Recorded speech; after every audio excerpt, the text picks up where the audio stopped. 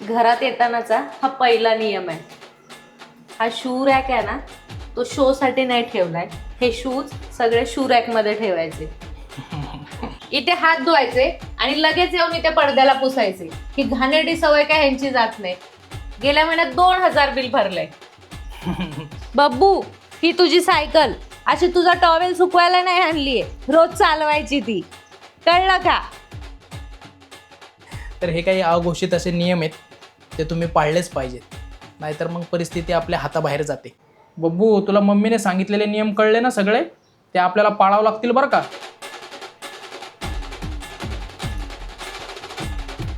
काय माय लाईफ माय रूल्स. अगं खोडीचे, अगं खोडी.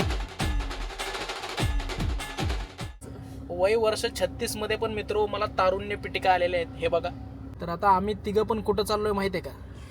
अगदी थोडंसं किराणा सामान घ्यायचंय आम्हाला, त्यासाठी आम्ही तिघे निघालोय. खूप असं बाहेर बघवत नाही, इतकं ऊन आहे. तरी बरं गाडी इथं सावलीमध्ये होती, नाहीतर आहे ना या सीटावर पण बसता येत नाही माहितीये का. माझे चटके लागतात खालून. चल बाई, आता तुझं पटकन घे.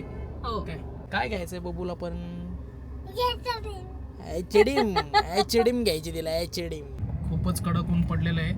फक्त जिथं झाडं आहेत तिथंच सावली आहे, त्यामुळं माणसाहो झाडं लावा. तर मित्र हो, मुक्ता शॉपिंग करते तोपर्यंत आम्ही मस्त आता AC मध्ये थांबलेलो आहेत. तिला म्हटलं तुला काय घेऊन यायचंय ते घेऊन ये बाई. बबू, तुला पण जायचं होतं का मम्मी सोबत? नाही नाही, खूप गरम होत आहे इथे.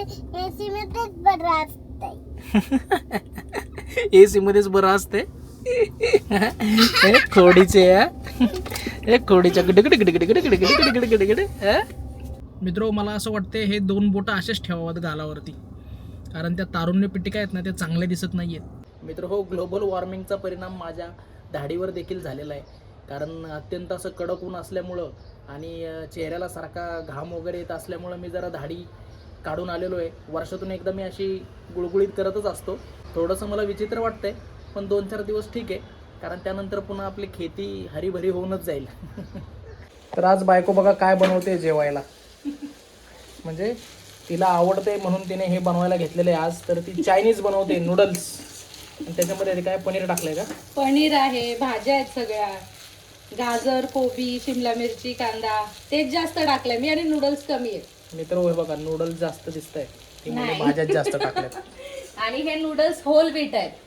आणि ही कढई लोखंडाची आहे. बनव.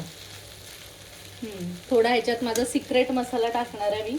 काय सिक्रेट मसाला नाही मित्र हो, 10 रुपयाच्या पुढे आहेत मसाल्याच्या, त्याच वापरते ती.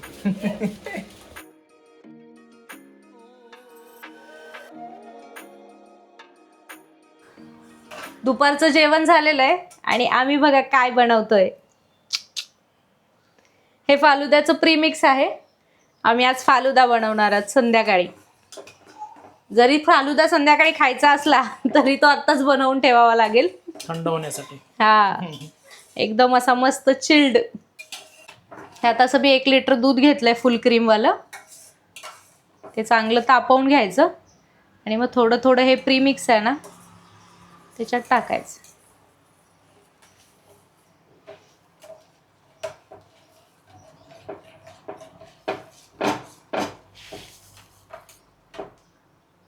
हा केसर फ्लेवर आहे. त्यात बरेच फ्लेवर्स येतात वेगवेगळे. केसरचा असतो, मँगो, स्ट्रॉबेरी.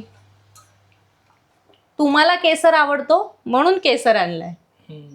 ते बाहेर ते रंगीबिरंगी गाडी लावून असतात, ते कसलं बनवतात नाही का? मेवाड आईस्क्रीम, मेवाड वगैरे असे असते. अगोदर ना, म्हणजे मी लहान होती तेव्हा ओरिजिनल मेवाड असायचं, ते खरंच राजस्थानचे असायचे माहितीये. पण आता ना आजकाल कोणी त्या गाड्या घेऊन येतं रंगीबिरंगी, आणि त्यात आईस्क्रीम पण रंगीबिरंगी. आमच्या लहानपणी फालुदा म्हणजे ना खूप आवडीचा विषय होता उन्हाळ्यात. घरात येतानाचा हा पहिला नियम आहे. हा शू रॅक आहे ना, तो शो साठी नाही ठेवलाय. हे शूज सगळे शू रॅक मध्ये ठेवायचे. ठीक आहे. रोज एक तरी जोड खाली असतो. शू रॅक रिकामा असतो, पण एक जोड तरी खाली असतो. आणि तुमचं बघून ती पण आजकाल खाली ठेवायला लागली. तिथेच काढायचे, लगेच आत चलायचं. म्हणजे एवढे पण कष्ट नको घ्यायला की हे शूज इथे ठेवण्याचे. आता पुढचा नियम. चला, दुपारच्या ना 2 वाजलेत आणि घरभर सगळ्या लाईट चालू आहेत, एक लाईट सोडली नाहीये. गेल्या महिन्यात 2000 बिल भरलंय. आणि आमचं घर असं आहे ना की पूर्ण सूर्यप्रकाश घरात येतो, लाईटीची अजिबात गरज नाहीये. संध्याकाळी 7 वाजेपर्यंत लाईट नाही लावली तरी चालेल, पण आम्हाला सगळ्या लाईट चालू ठेवायच्या असतात. रोज देवपूजा केली पाहिजे, हा काही सांगण्यासारखा नियम नाही बरं का. पण प्रत्येकाच्या घरात ना श्रीमद भागवत गीता, ज्ञानेश्वरी, श्रीरामचरित मानस, गाथा असे ना आपले धार्मिक ग्रंथ असतात. म्हणजे एखादा का होईना ग्रंथ असतोच, पण तो फक्त ना असं पूजनीय नाहीये. म्हणजे पूजा आपण करतो ही चांगलीच गोष्ट आहे, पण तो ना उघडून रोज किमान 2 ओळी तरी वाचल्या पाहिजेत. आता हे वाचताच म्हणा, त्यांना जसा वेळ भेटेल तसा, पण माझं असं म्हणणं आहे की रोज 2 ओळी वाचा. तुमची कितीही धावपळ असू द्या, 2 ओळी तरी वाचल्या पाहिजे. आता हे आपल्या घरातले कॅलेंडर जे फक्त सुट्ट्या बघण्यासाठी नाहीयेत की कुठे कुठे रेड मार्क आहे आणि कुठे कुठे सुट्टी आहे.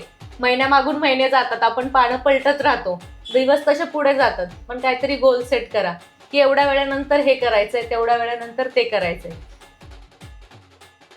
बब्बू, ही तुझी सायकल अशी तुझा टॉवेल सुकवायला नाही आणलीये, रोज चालवायची ती, कळलं का? इथे हात धुवायचे आणि लगेच येऊन इथे पडद्याला पुसायचे.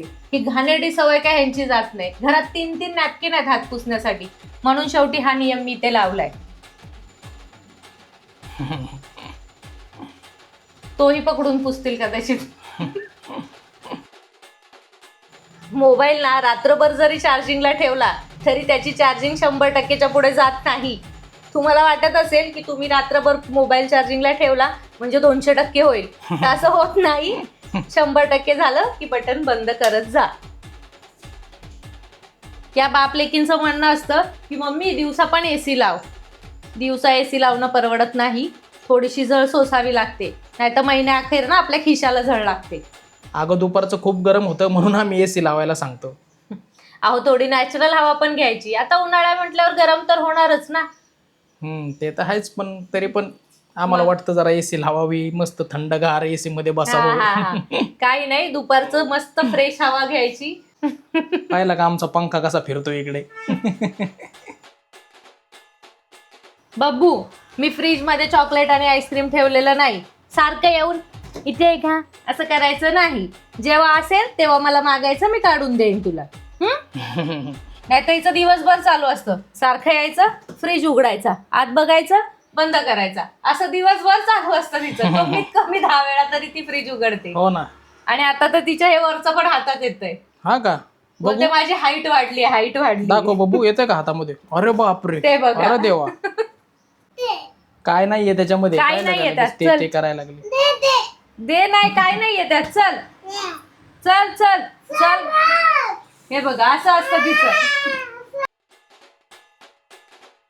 बायकोचा जर तुम्हाला राग आला तर तो गिळा, नाहीतर तुम्हाला आहे ना गिळायला मिळणार नाही, माहिती आहे का?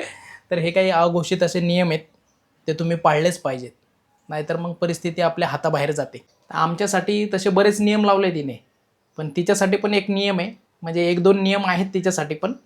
त्यातला हा एक नियम आहे, फिल्टर पाणी क्लीन करतं, तुम्ही फिल्टर क्लीन करा.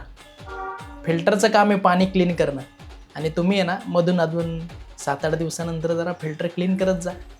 करते मी, करते. नाही तर मला तरी आठवण करून देत जा, मी क्लीन करतो. हो, नाही का? म्हणजे कसं पाणी अजून क्लीन मिळेल आपल्याला. माझी दाढी इग्नोर करा तुम्ही, पण हे जे घरातले आरसे आहेत ना, हे फक्त बायकोसाठी नाही आहेत, नवऱ्यांसाठी पण आहेत, कळलं का? प्रत्येक वेळेस तुम्हीच याच्या पुढे उभं राहून असं नट्टापट्टा करायचं नाही. थोडाफार आम्हाला पण बघून दे की जरा आमचं वय कमी वगैरे झालेलं दिसतंय आम्हाला. दाढी इग्नोर करा, लय विचित्र दिसते. बब्बू, तुला मम्मीने सांगितलेले नियम कळले ना सगळे? ते आपल्याला पाळावं लागतील बरं का.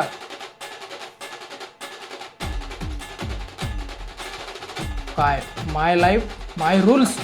अगं खोडीचे, अगं खोडीचे, खोडीचे खोडीचे. बरेच ना अलिखित नियम असतात प्रत्येकाच्या घरात. यांना काही नियमांचा विसर पडला होता, म्हणून आज मी सगळे लिहून काढले. तुमच्या देखील घरी असे काही नियम असतील मला कमेंटमध्ये नक्की सांगा, ते देखील मी लागू करेल आमच्या घरात. मम्मी हे काय आहे? सब्जा आहे तो. सब्जा? खाते तू? खाऊन बघ कसा लागतोय नाही. का? आता मी तुम्हाला एकदम ऑथेंटिक फालुदा बनवून देणार आहे. हे बघा, आपण दुपारी जो फालुदा बनवला होता तो इथे रेडी असा. त्यात पण सब्जा आहे, पण मला सब्जा जास्त आवडतो म्हणून मी वेगळा पण भिजत घातलाय.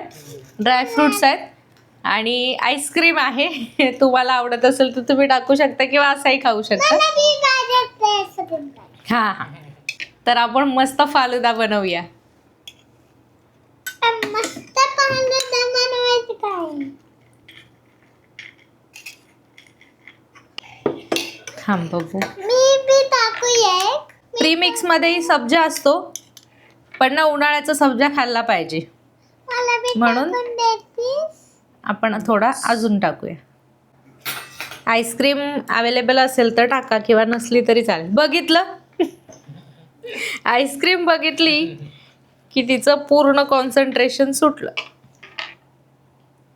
हे केसर सिरप आहे, ड्रायफ्रुट्स. तर असं आपला घरच्या घरी मस्त फालुदा रेडी झालाय. हे बघ, खूप छान लागतं बघ ना. पहिलं तो खावा. तिला तो सब्जा वेगळा वाटतोय. खूप छान टेस्ट आली. माझ्या हाताने खाणार. तुझ्या हाताने एक घास खा, माझ्या हाताने.